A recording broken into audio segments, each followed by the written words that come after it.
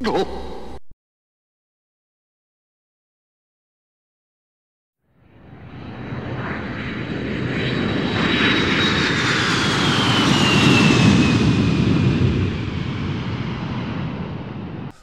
그 와중에 또 우리 그 제2기획의 뭐 손영채국장 아시죠? 예. 예.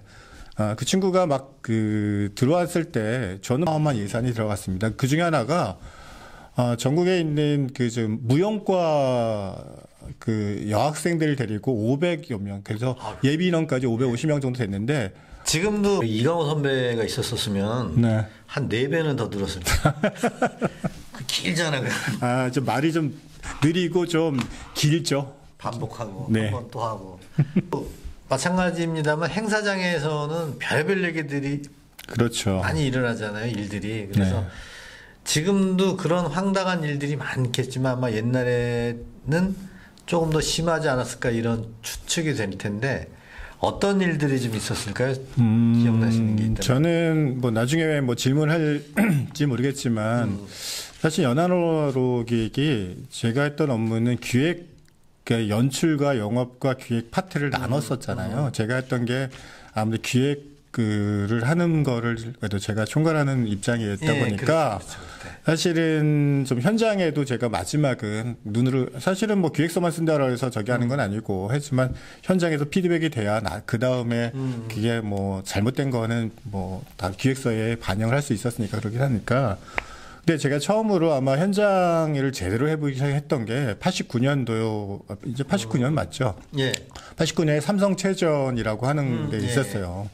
그러니까 아까 앞서도 얘기했지만 삼성이 우리 이벤트 업계를 많이 키웠습니다, 사실은. 근데 삼성체전은 올림픽 끝난 그 잠실 주경기장에 지금의 뭐 신세계라든가 제일리단 같이 분사되지만 그 전에는 분사되기 전에 삼성그룹이에요. 네. 그러니까 그 뭐 삼성전자까지 해서 잠실 주경기장을 전체를 다 꽉 채웠어요. 네. 그리고 하루의 체전이지만 그 천장씩만 해도 와 이게 하나가 뭐 얼마 정도 해서 올림픽에 했었던 연출진과 뭐 이런 분들이 마스 게임과 추가 공연까지 했었으니까 어마어마한 예산이 들어갔습니다. 그 중에 하나가 전국에 있는 그 좀 무용과 그 여학생들을 데리고 500여 명, 그래서 예비 인원까지 550명 정도 됐는데 선발서부터 교육하고 하는 거를 제가 담당을 했어요.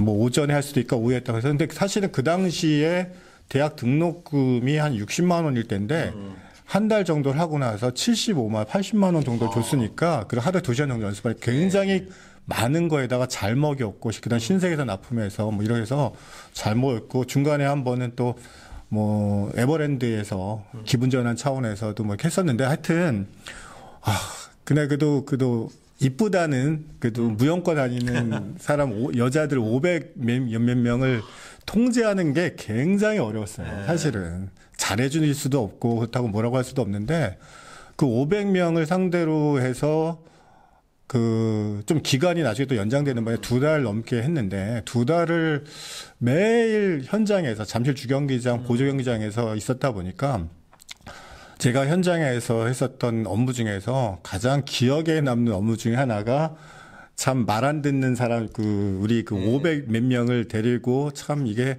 하려고 했었던 게 기억에 남고요. 뭐 그 와중에 또 우리 그 제2기획의 뭐 손영채국장 아시죠? 예. 예.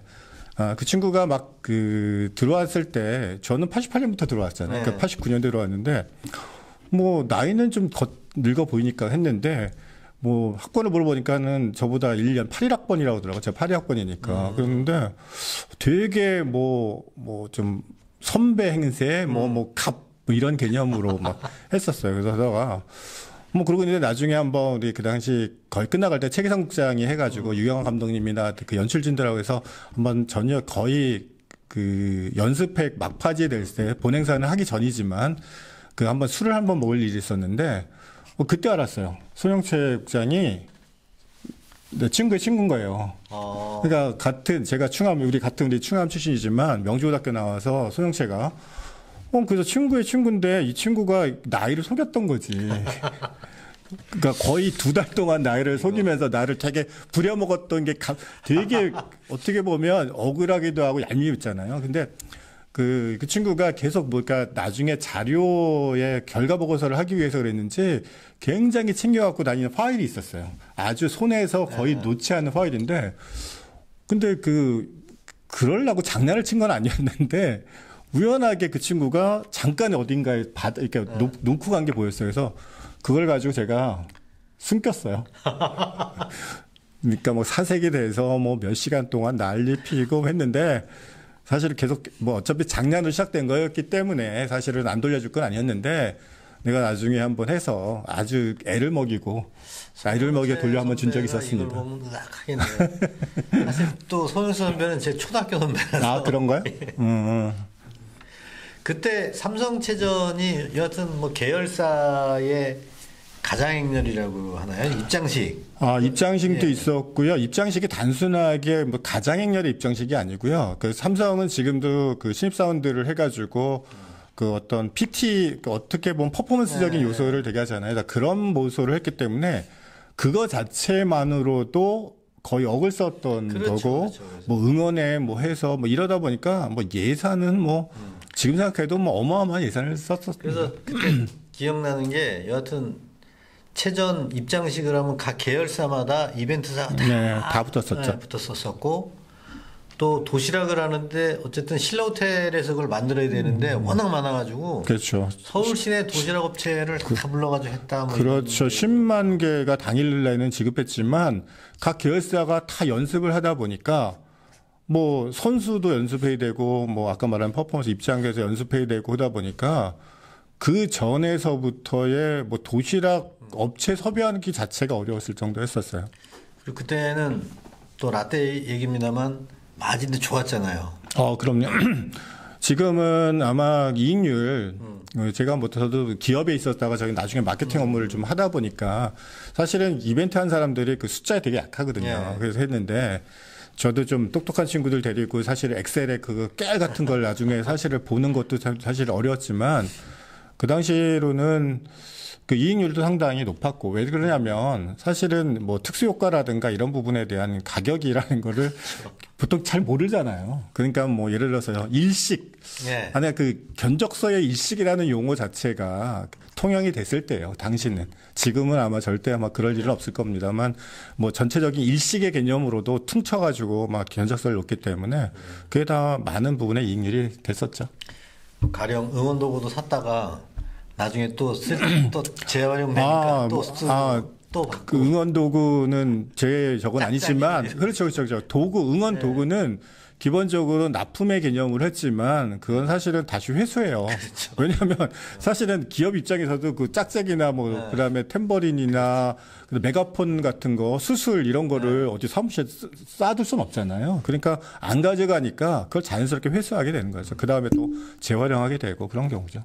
그러니까 여하튼 지금 얘기하면 믿지 못할 정도의 수익이 났었어요. 네, 맞아요. 지금은 아마 그 한 20% 이렇게 남아도 많이 남을 텐데, 뭐 체육대 같은 경우는 제가 뭐 하면 없지만 사실은 이게 사실 영업이율과 다르긴 했지만, 당시는 50% 이상이 남았다.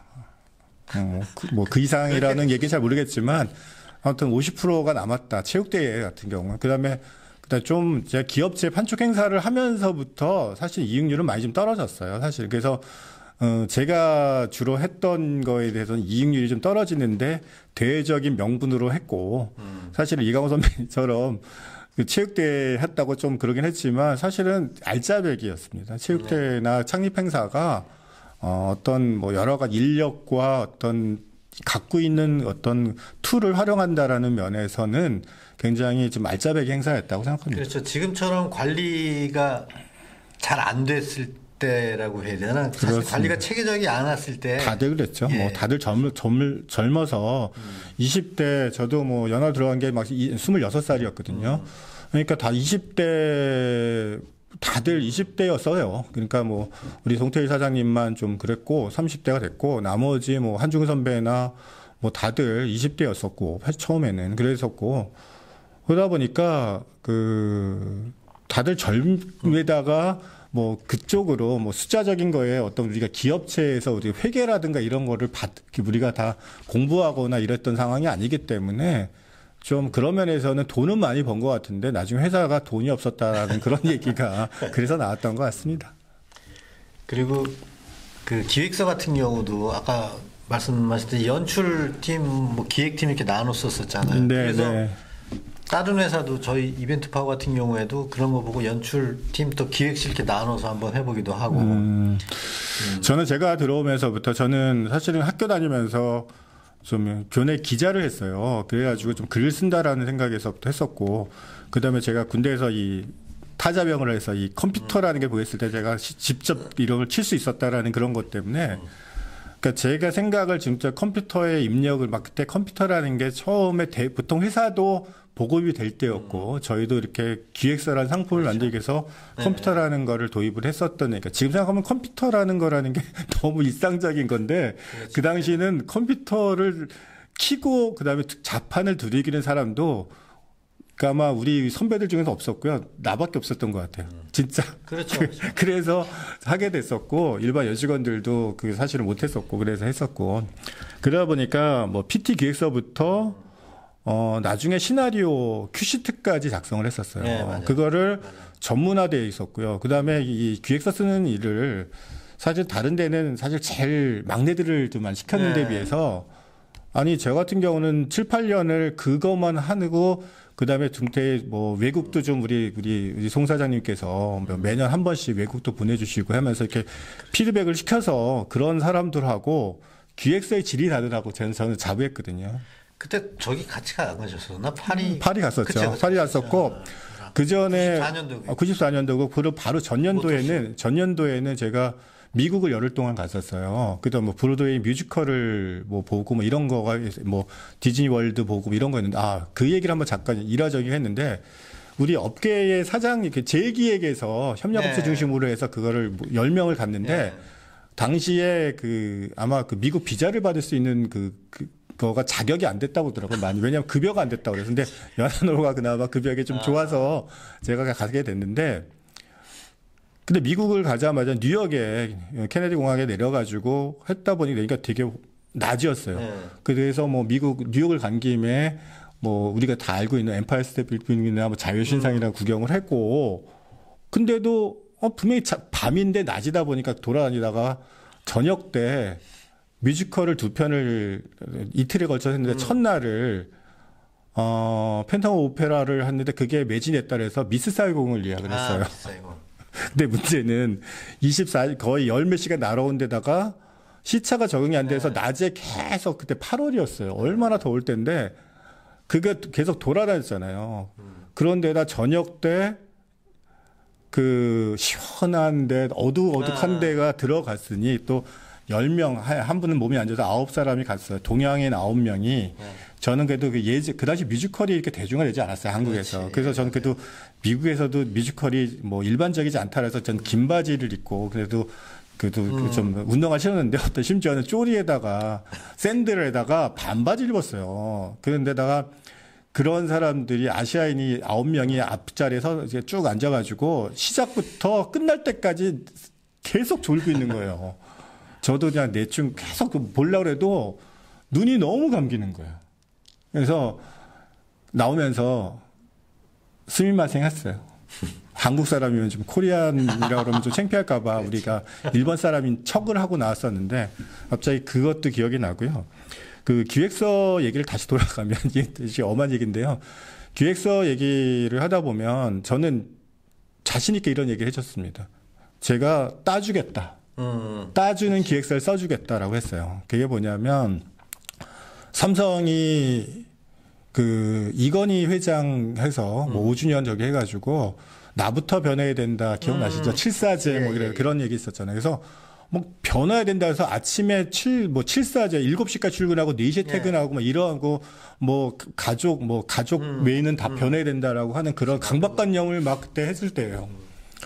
그러다 보니까 이게 기존의 패턴에서도 행사를 제한하면 안 되겠다고 생각하고 그러고 있을 때 제가 어떻게 했냐면 바로 그 전년도에 삼성항공이라고 하는 회사의 행사인데 맞아요. 삼성. 네, 근데 그 행사를 첫 해를 연하로 했고 그 다음에 했는데 사실 여러 업체가 경쟁이 붙었어요. 그랬는데 어떻게 했냐면 저는 기존의 새로운 아이디어도 중요하지만 순서를 바꿨어요. 어떻게 했냐면 축하 공연을 우리 저녁에 늦게 한다고 생각했잖아요. 시작하자마자 축하 공연을 했어요. 그리고 그렇지. 왜냐하면 네. 그리고 뭐 그다음 지금은 좀 그런 기획사를 많이 합니다만 중역들이 제일 먼저 와서 오는 사람들을 뭐 이렇게 뭐 맞는다라는 개념의 제안서를 뭐 그다음에 몇 번 제안해서 했는데 사실 그런데 그게 먹혔어요. 왜냐하면 그래 고정관념이야. 우리가 그 축하 공연에 이런 거를 늦게 나중에 한다는 것도 고정관념이야. 이렇게 해서 거의 뭐 다른 업체랑 비교가 안 될 정도로 설정했어요. 근데 사실은 그게 진행하는 입장에서는 사실은 그게 말이 안 되잖아요. 그래서 제가 따주는 기획서와 실행 기획서는 다르다라고 하면서 PT에 있을 때는 PT에 맞는 기획서를 썼던 기억이 납니다. 그래서 뭐 전략적으로 접근을 하다 보니까 그래도 좀 연차 적은 친구들이 기획서 쓴 거와는 분명히 저는 차별화가 돼 있어서 연한호가 그래도 승승장구하는데 좀 일주하지 않았나 했고요. 그리고 연한호가 좀 시도한 것 중에서 지금은 거의 대부분의 기획서들이 시각화되어 있더라고요. 보니까. 근데 이미지 컷이라든가 뭐 도면이라든가 무대 시안이라는 거를 그냥 보여주는 게 아니라 기획서의 첨부를 시각화된 자료들을 도면들을 첨부하기 시작한 것도 연하나로의 그렇죠. 90대 초반이었어요. 네. 지금 그래서 그러다 보니까 뭐 그런 부분에서 좀 앞서갔다고 생각됩니다. 제가 오늘 이렇게 해보니까 여기 이강호 선배가 있었으면 네. 한 4배는 더 늘었을 거예요. 길잖아. 좀 말이 좀 느리고 좀 길죠. 반복하고 네. 한 번 또 하고. 근데 좀 이따가 우리 이강호 선배 한번 또 뒷담을 한번 하고.